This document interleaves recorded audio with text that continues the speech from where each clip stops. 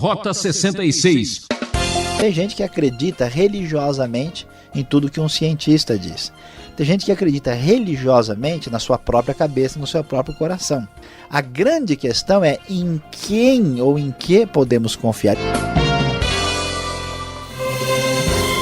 Falando ao seu coração, explicando para a sua cabeça entender, esse é o programa Rota 66, o caminho do ensino teológico através dos 66 livros da Bíblia. Hoje o professor Luiz Saião ensina a importância da fé, entre a desistência e a persistência.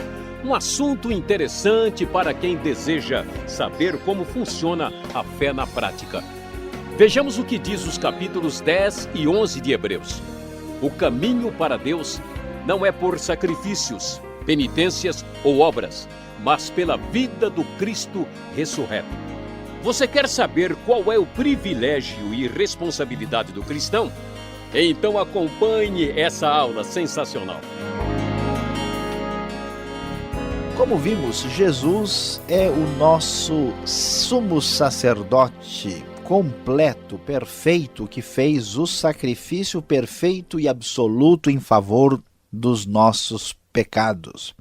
Diante disso, há um apelo à perseverança para aqueles cristãos hebreus que estão na dúvida sobre o que devem fazer com a nova fé que conheceram. Diante disso, o autor diz, a partir do versículo 19, portanto, irmãos, temos plena confiança para entrar no Santo dos Santos pelo sangue de Jesus, por um novo e vivo caminho que ele nos abriu por meio do véu, isto é, do seu corpo. Temos, pois, um grande sacerdote sobre a casa de Deus. Sendo assim, aproximemo-nos de Deus com um coração sincero e com plena convicção de fé, tendo os corações aspergidos para nos purificar de uma consciência culpada e tendo os nossos corpos lavados com água pura. Apeguemo-nos com firmeza à esperança que professamos, pois aquele que prometeu é fiel. E consideremos uns aos outros para nos incentivarmos ao amor e às boas obras. Não deixemos de reunir-nos como igreja, segundo o costume de alguns, mas procuremos encorajar-nos uns aos outros ainda mais quando vocês veem que se aproxima o dia. O autor desta epístola tão importante começa então a dizer, visto que Jesus fez o que fez, agora que vocês entenderam, que ele é superior aos anjos, superior a Moisés, que ele é o sumo sacerdote, que ele estabeleceu a nova aliança, que o seu sacrifício é superior a tudo que o sistema levítico apresentava. Então, vamos adiante, precisamos continuar, persistir e não desistir, porque esta é a realidade. Aí vem a palavra contra a atitude daqueles que estão pensando em desistir. Vem a grande advertência contra o perigo da apostasia, que já foi mencionado no capítulo 6, agora o texto diz, se continuarmos a pecar deliberadamente, depois que recebemos o conhecimento da verdade, já não resta sacrifício pelos pecados. A coisa é muito séria. Diz ainda o versículo 28, quem rejeitava a lei de Moisés morria sem misericórdia pelo depoimento de 2 ou 3 testemunhas. Quão mais severo o castigo, julgam vocês, merece aquele que pisou aos pés o Filho de Deus, profanou o sangue da aliança, pelo qual ele foi santificado e insultou o Espírito da graça? Então não é possível voltar atrás sem um grande prejuízo. Não é possível, depois de apostatar da fé, ter possibilidade de retorno. Portanto, o texto é muito claro. Eles deveriam estar muito atentos, diz o versículo 35, por isso não abram mão da confiança que vocês têm, ela será ricamente recompensada. Vocês precisam perseverar, de modo que quando tiverem feito a vontade de Deus, recebam o que ele prometeu, pois em breve, muito em breve, aquele que vem virá e não demorará. Mas o meu justo viverá pela fé, citando Abacuque 2,4, e se retroceder, não me agradarei dele. Então, a partir daí, o autor da carta aos Hebreus começa a mostrar a importância da persistência e vai nos dizer que esta realidade também se verificou no Antigo Testamento, principalmente através da marca fundamental desta persistência, que é a própria fé. Sua palavra é positiva ao dizer no final do capítulo 10 que nós não somos dos que retrocedem e são destruídos, mas sim dos que creem e são salvos. E ele diz então, ora, a fé é a certeza daquilo que esperamos e a prova das coisas que não vemos, pois foi por meio dela que os antigos receberam bom testemunho. Pela fé entendemos que o universo foi formado pela palavra de Deus, de modo que aquilo que se vê não foi feito do que é visível. Então, o grande segredo para vencer o perigo da perseguição, vencer o perigo da desistência, o perigo do desânimo, o perigo da falta de percepção, é olhar para uma grande galeria, uma espécie de museu que se entra e se observa no passado que vários dos mais conhecidos homens e mulheres de Deus do próprio Antigo Testamento foram vencedores pela prática da fé, que é a certeza daquilo que nós não podemos ver. E assim ele vai começando a mencionar esses grandes heróis do passado, esses homens que na verdade não eram bem heróis, eram pessoas fracas, mas que foram vencedoras por causa da fé. Então ele menciona Abel, depois Enoque, depois Noé, que pela fé ele construiu a arca e condenou o mundo e tornou-se herdeiro da justiça, que é segundo a fé, os primeiros da história humana.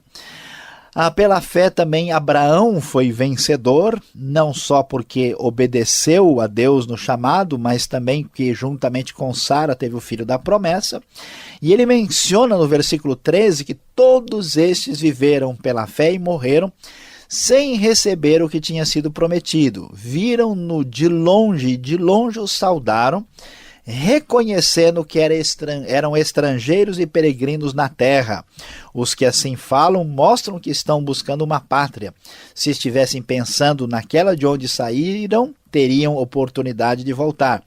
Em vez disso, esperavam eles uma pátria melhor, isto é, a pátria celestial.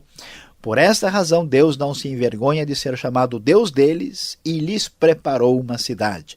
Olhem para trás, vejam o exemplo de Abraão e dos demais que aparecem nessa grande galeria de fé e vejam que eles buscavam uma realidade superior que não chegaram a contemplar e que se cumpriu agora em Cristo. Abraão mostrou grande fé quando ofereceu Isaque, seu filho, como sacrifício. Isaque abençoou Jacó. Jacó também abençoou José e os seus filhos na hora da morte pela fé. Moisés foi grande exemplo de fé, especialmente libertando o povo de Israel do Egito e fazendo o povo atravessar o Mar Vermelho em terra seca. Sim, pela fé, os muros de Jericó caíram e também Raabe acabou sendo poupada da morte na conquista da grande cidade de Canaã. E a partir do versículo 32, o texto, conforme lemos na NVI, diz: que mais direi? Não tenho tempo para falar de Gideão, Baraque, Sansão, Jefité, Davi, Samuel e os profetas, os quais, pela fé, conquistaram reino, praticaram a justiça, alcançaram o cumprimento de promessas, fecharam a boca de leões. Apagaram o poder do fogo e escaparam do fio da espada, da fraqueza tiraram força, tornaram-se poderosos na batalha e puseram em fuga exércitos estrangeiros. Houve mulheres que pela ressurreição tiveram de volta os seus mortos. Uns foram torturados e recusaram ser libertados para poderem alcançar uma ressurreição superior. Outros enfrentaram zombaria e açoites, outros ainda foram acorrentados e colocados na prisão, apedrejados, cerrados ao meio, postos à prova, mortos ao fio da espada, andaram errantes, vestidos de pele de ovelhas, de cabras, necessitados, afligidos e maltratados. O mundo não era digno deles. Vagaram pelos desertos e montes, pelas cavernas e grutas. Todos esses receberam bom testemunho por meio da fé, no entanto, nenhum deles recebeu o que havia sido prometido. Deus havia planejado algo melhor para nós, para que conosco fossem eles aperfeiçoados. Meus queridos ouvintes, vejam que coisa extraordinária. A nossa vida, como a daqueles antigos cristãos hebreus, muitas vezes está entre a desistência e a persistência. O autor diz: não voltem atrás, não há remédio para a apostasia. Portanto, ele nos mostra, olhem para o passado, a vida com Deus sempre foi assim, marcada por desafios, sem comprovação palpável e humana. Ela foi definida por aqueles que ousaram crer, que tinham certeza daquilo que esperavam e tinham a prova daquilo que não podiam ver. Muitas destas pessoas, destes grandes homens e mulheres de Deus, que na verdade eram frágeis como qualquer um de nós, passaram por grandes privações, passaram por grandes problemas, foram mortos, perseguidos como esses hebreus, mas nunca desistiram da sua plena esperança. Portanto, a palavra divina em Hebreus é bem clara. É hora de prosseguir, é hora de perseverar, é hora de persistir com plena convicção de que o Deus que prometeu, que cumpriu a sua promessa em Cristo, certamente prosseguirá até que a sua igreja seja triunfante e vitoriosa e nós estejamos absolutamente felizes com Ele já nesta vida e também na vida eterna. Nunca pense em voltar para trás. Vá adiante, nada de desistência e vamos com total persistência. Esta é a grande questão.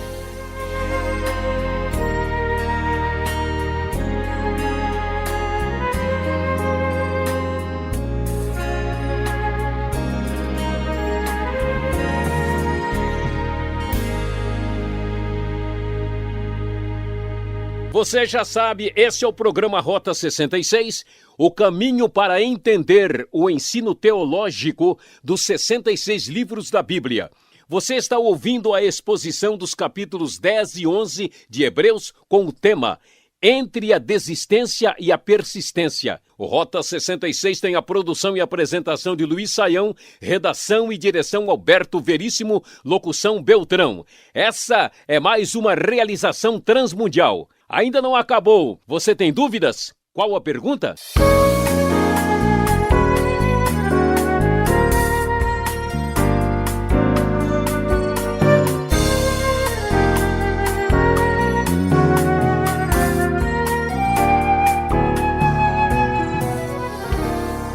Você que está nos acompanhando, não desista. Ainda tem a segunda parte do programa com perguntas. E eu já começo perguntando para o professor Luiz Saião, qual é a vantagem da fé? A exemplo daqueles que creram aqui, professor.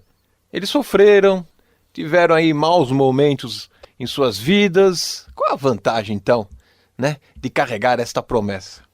Olha, pastor Alberto, vamos orar aqui para os nossos ouvintes continuarem com a sua persistência, porque essa resposta aqui não vai ser muito agradável, não.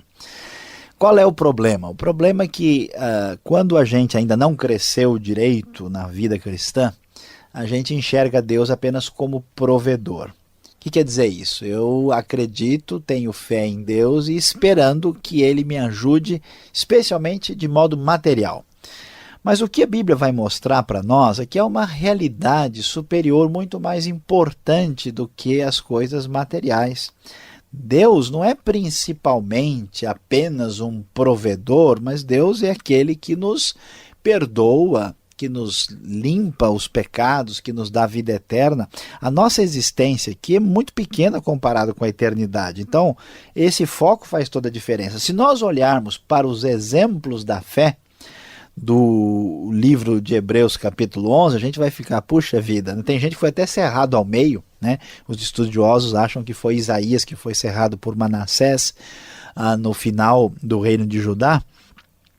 Então alguém diz, não, mas não é possível, será que aquele que crê ainda vai sofrer? A verdade é essa mesmo. Mesmo que a pessoa cresça na fé, isso não implica que ela não vai enfrentar quaisquer dificuldades. Até porque Os problemas e os desafios que a gente enfrenta, que fazem bem para a nossa fé, eles são tão importantes, até mais do que muitas bênçãos materiais que a gente recebe. Se a gente puder ilustrar bem, pega uma criança, né? A criança, você vai dar comida para ela, é difícil você fazer a criança comer couve, né? Ou dar tomate. Ela quer doce, né? Ela quer sorvete, né? Ela quer uma coisa mais gostosa. E quando você tenta mudar a ideia, ela fica brava, ela não gosta. Você manda ela estudar, manda ela ir para a escola, ela não tem maturidade para perceber isso. Então nós também, quando passamos pelos sofrimentos e dificuldades, a gente pensa, puxa, Deus não gosta mais de mim, Deus está chateado comigo, não, Deus está criando dificuldades porque eu fiz alguma coisa errada. Para com isso, não tem nada a ver, né? A fé, ela é importante porque é o princípio que dirige a nossa vida em relação com Deus, mas preste atenção, não é porque você tem fé ou está crescendo na fé que você não vai enfrentar dificuldades. As dificuldades também fazem parte do pacote de Deus para a gente. Tá certo, nós recebemos esse pacote e aí não vem muito bem ali. O que eu vou fazer com esta fé de fato? Eu preciso de mais conhecimento teológico, eu preciso ter uma visão, eu preciso ter uma revelação, um raio que caia na minha cabeça. Como é que vai funcionar essa fé? Olha, pastor Alberto, aqui temos algumas coisas interessantes. A grande novidade inicial é que tudo, preste bem atenção, todo mundo funciona pela fé. Essa que é a verdade. Agora a pergunta é, como assim? Todo mundo, para fazer qualquer coisa, tem que depositar confiança em algo antes. Por exemplo, eu pego um carro para dirigir. Eu estou dirigindo porque eu estou acreditando, confiando que está tudo no lugar e que vai funcionar de acordo com as especificações. Conheço gente que um dia saiu com o carro e de repente a roda foi embora e a pessoa teve um acidente. Tudo que a gente faz envolve isso. A pergunta é, em que colocar a nossa fé? Tem gente que acredita religiosamente em tudo que um cientista diz. Tem gente que acredita religiosamente na sua própria cabeça, no seu próprio coração. A grande questão é em quem ou em que podemos confiar. A Bíblia diz o seguinte, a fé, ela deve ser depositada em quem é digno de crédito de fé, que é Deus e a sua palavra. Então a gente tem que olhar para a nossa vida é o quanto eu levo a sério o que Deus diz, o quanto eu pauto a minha Bíblia pela palavra de Deus. Um pregador na América do Norte, o Rick Warren, disse uma coisa muito interessante, que a parte da Bíblia que eu creio é aquela que eu pratico. Então, a fé é o meio pelo qual as coisas funcionam e é o meio pelo qual existe um relacionamento real com Deus. E aqui na Bíblia, fé em Cristo, fé na sua palavra, significa não agir de acordo com os olhos, mas sim com a palavra de Deus. Então eu não vou me basear no que eu vejo, eu não vou me basear pela tentação das aparências, mas sim naquilo que Deus diz. É difícil, porque às vezes você vê Deus dizendo um negócio e todo mundo na sociedade falando diferente. Às vezes você vê um princípio de Deus para a vida financeira, para a vida de relacionamento humano, para a família, e todo mundo está até tirando um barato daquilo, rindo, né? E Deus diz, olha, se você acredita, vai por aqui, porque você vai chegar lá. Então fé é absoluta confiança no que Deus diz na sua palavra, independentemente das circunstâncias e das aparências. Que concorrência, hein, hoje? Pois é. Tem gente acreditando que sai na televisão, no jornal, mas o que está impresso na Bíblia, o pessoal questiona muito, né? Infelizmente existe isso sim. Pastor Saião, no verso 25 a gente encontra aí uma recomendação para a gente não abandonar a congregação, a comunhão com os irmãos e etc. Mas fazendo aqui a vez do nosso amigo que está nos acompanhando e ele gosta demais do programa, de estudar a Bíblia, ele promete, olha, eu vou ser cristão, em casa eu vou ler a Bíblia, eu vou ouvir o programa, né? Eu vou orar, vou ficar bem comportadinho. Agora, ir até a igreja, primeiro que é longe, segundo que tem uma turma lá meio chata. E aí, como é que eu faço com esse versículo? Pois é, o texto está falando para o pessoal não abandonar a fé, e a maneira concreta era não deixemos de reunir-nos como igreja. A tradução da Nova Versão Internacional bem melhor do que aquela ideia de não abandonar a congregação, que a pessoa até acaba confundindo as coisas. Não, eu não vou na congregação, mas eu vou na igreja, mistura as coisas, não é isso, né? Então, o fato é que não é possível ser cristão autêntico só em casa.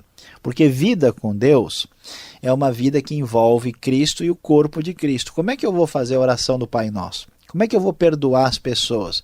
Como é que eu vou exercer os meus dons? Como é que eu vou contribuir para a obra de Deus sozinho? O cristianismo não é uma coisa que é só de mente, de coração. Você aí que ouve o Rota 66, não imagine que esse programa vai satisfazer a sua vida cristã. Você precisa ser membro ativo de uma igreja que pregue a palavra de Deus e servir a Deus do jeito que o livro de Hebreus está dizendo. Não podemos viver cristianismo isolado. O cristianismo isolado não é a proposta do Novo Testamento. Tá certo. Andando um pouquinho mais adiante, o verso 26 aqui de Hebreus, nós vamos encontrar que parece que não existe perdão para certos pecados. É isso mesmo? Pois é, Alberto. Olha, versículo 26 do capítulo 10, a gente até leva um susto, né? Diz: se continuarmos a pecar deliberadamente depois de recebermos o conhecimento da verdade, já não resta sacrifício pelos pecados. A Bíblia fala de pecado imperdoável, ela fala da blasfêmia contra o Espírito Santo, ela fala de pecado para a morte, também lá nas cartas joaninas, e aqui ela fala no capítulo 6 e no capítulo 10 sobre essa ideia de que pecado que não tem jeito. Fica bem claro que existe pecado que não tem jeito, mas não é a falha humana comum, não é que a pessoa cometeu uma falha ou um pecado dos que são conhecidos. Mesmo que alguém matou, roubou, adulterou, essa pessoa sempre pode ser perdoada. O problema sério do pecado que não pode ser perdoado é a rejeição e a resistência completa a Cristo e o seu sacrifício. Uma vez que a pessoa até se aproximou da comunidade da fé, entendeu, teve a atuação de Deus agindo nele, no seu coração, ele resiste e prefere viver uma vida de pecado, rejeitando, depois de compreender plenamente o que é o Evangelho e define isso na sua vida. Se essa pessoa apostatar da fé, essa pessoa não tem retorno. É isso que o texto nos diz. Então não é alguém que falhou, é alguém que definitivamente virou as costas para Cristo. Obrigado, professor Luiz Saião, pelas respostas. E você continue ligado, vem aí a aplicação do estudo de hoje para você.